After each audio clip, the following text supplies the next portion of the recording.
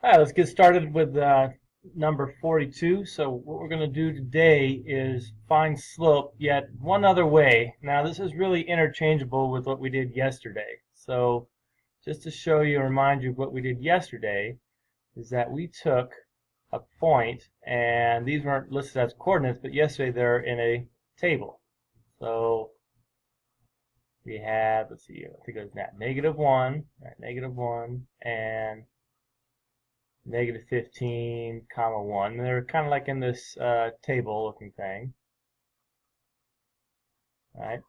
And we just found out, well, how far is it from -4 to +1, right? And we drew a number line to help us figure that out.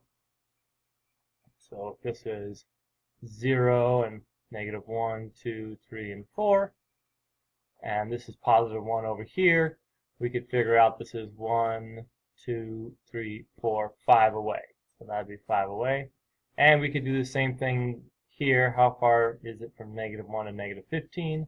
And that one's a little easier. We'd have to go down 14. So our slope was the y's, right? These are the y's up here because it's the rise over run. So our slope would be 5 over -14. Okay? So I'm going to show you another way that basically gives you the same exact answer, just done a different way. And later on, you'll be able to choose between this method, which we'll call like the chart or table method, or the formula method. Okay, and that's why this is called finding slope using the formula.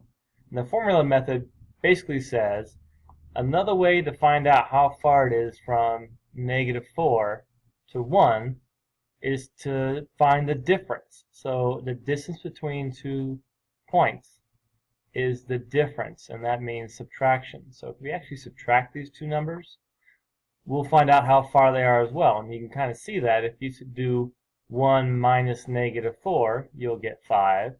And if you do -15 minus -1, you get -14. So that's what we're going to do here. And the formal way of writing this down would be m equals, the two y's are on top, and we call them y2 and y1. So y2 minus y1. On the bottom, we have the x's still, so that's x2 minus x1. So basically, the rise is on top, the up and down part is the y-axis, the left and right part is the x-axis.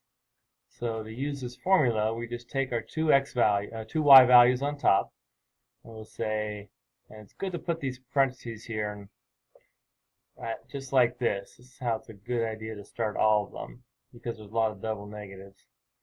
So the two y values, put them on top, right? And they are 1 and -4, right? So right here, those are both the y's. And the two x values, -15 and -1, we can put on the bottom.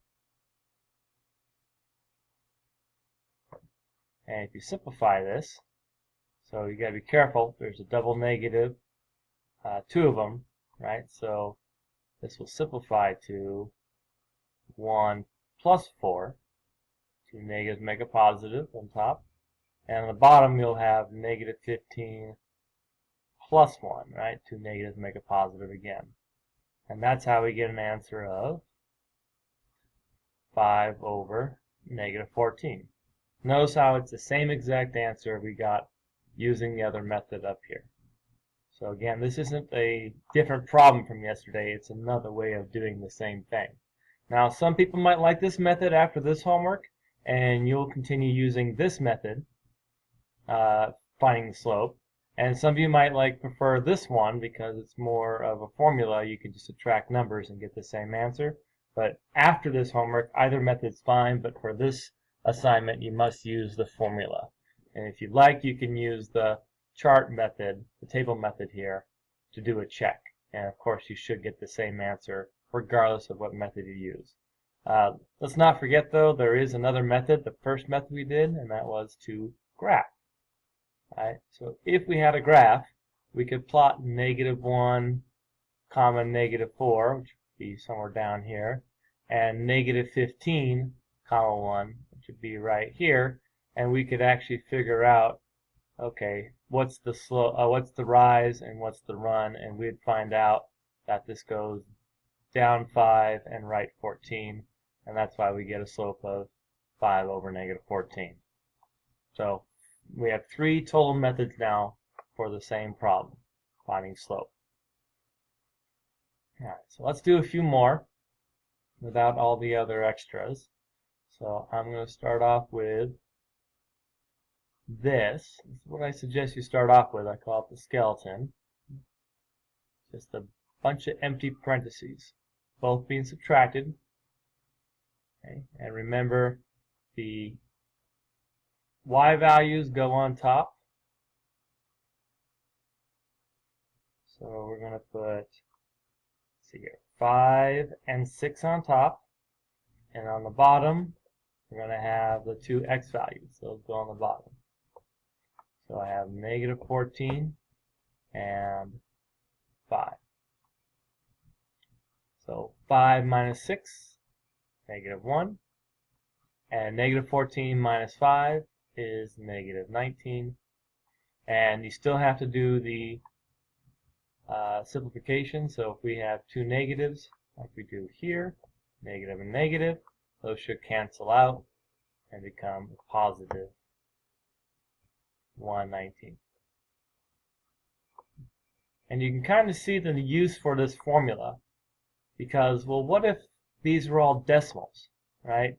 It's not likely you're going to want to use a graph when you have decimal coordinates, and using this table method, not as easy if these were decimals. So you'll find out later on that, and on Khan Academy when we do this, is that they're all decimals, which kind of forces you to use this method, so it's not always useless. Okay, let's do a few more.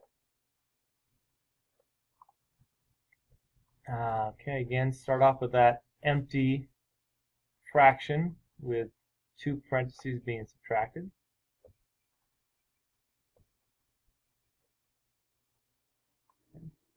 And then we'll fill in the y's on the top. Let's see here. So I got 14 minus 1. So it's still rise over run. And the bottom we have the x's. Okay, so we got negative 5 and 8. There we go. So we'll have on top 14 minus 1, which is 13. And the bottom we have negative 5, negative 8, which is negative 13, which again simplifies to negative 1. Okay, there you go. So we got to simplify all the way. Now someone might say, well, isn't the formula y2 minus y1? So you don't have to write this down, but what happens if I just switch the order? Okay. What happens if I redo this problem? Just watch this part. But I do 1 minus 14 instead, right? And I do 8 and negative 5 instead. So if I switch the order, so it's like instead of saying I want the slope from here to here, I'm saying I want the slope from here to here. But remember, this is just one line. So if we plotted this, negative 5, 14 would be up here, and 8, 1 would be over here. There's only one line that goes through here. So there's only one slope. It doesn't matter if I find the slope from here to here or from here to here. It's the same slope. So if you simplify this, you'll see you get the same answer. On the top, we'll now get negative 13, right? And on the bottom, the 2 negatives become a positive, and we'll get positive 13. So either way, we get the same answer. So this is a recurring concept that every line has exactly one slope. It doesn't matter if we say we're starting here and going to here, or starting here and going to here. If I gave you a similar problem and said, what's the slope between 8, 1 and negative 5, 14, you know, the same 2 points, but I just switched the order. If I ask you what's the slope between these 2 points, it's got to be the same answer. It doesn't matter because there's only one line that goes through those 2 points. Okay, so yet another way of checking your work. So we got a few things here. Start off with the blank parentheses. Okay. This will help you avoid making double negative mistakes. Okay? And let's review on here, since it's one of those. Here's our two y values, and they're both 7. So there's something special that happens when the coordinate is the same, like if both y's are 7 or both x's are 7. Okay, so on the bottom we'll have negative 7 and 6. So we end up with 0 over negative 13. Now we have to remember, what is this? Is this 0?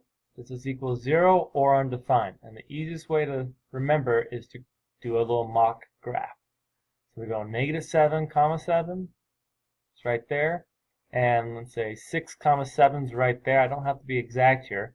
I'm just looking to see, is this a vertical or horizontal?